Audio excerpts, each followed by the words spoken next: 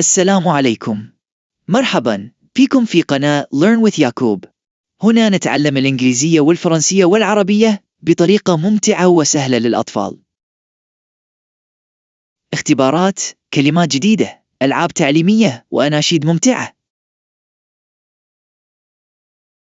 لا تنسوا الاشتراك في القناة وتفعيل الجرس. هيا نبدأ التعلم مع يعقوب.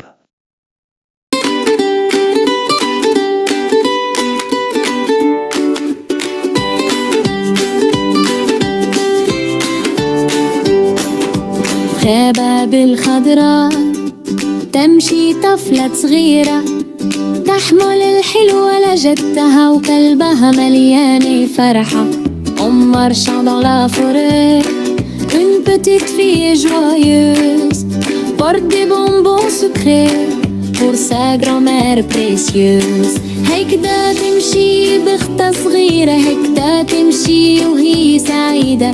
Mais dans les arbres un regard, quelque chose bouge dans le bois. حلوة لجدتي، حلوة لجدتي، أنا ماشية بالخير، أنا ماشية بالحذر. Pour ma grand-mère, pour ma grand-mère, le cœur tout léger, les yeux bien ouverts.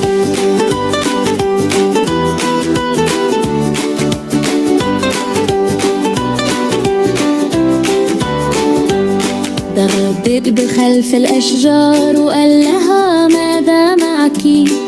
قالت حلوة لجدتي وهي لا تعرف خطرا. Le loup est dans la forêt, il cache son intention. Il parle doucement à la fille, mais c'est une illusion.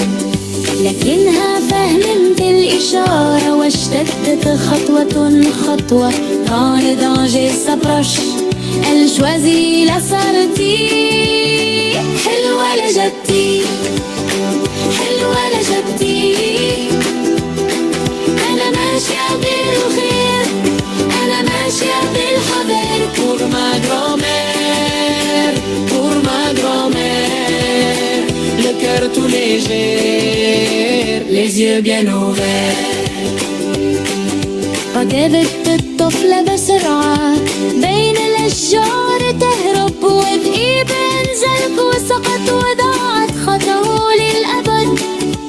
La fille court très vite vers la sécurité.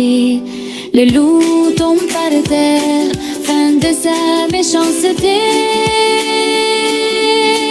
حلوة لجدتي، حلوة لجدتي، أنا وصلت بالخير، أنا كائنت اليوم. Pour ma grand-mère, pour ma grand-mère, je garde le cœur et je rentre bien.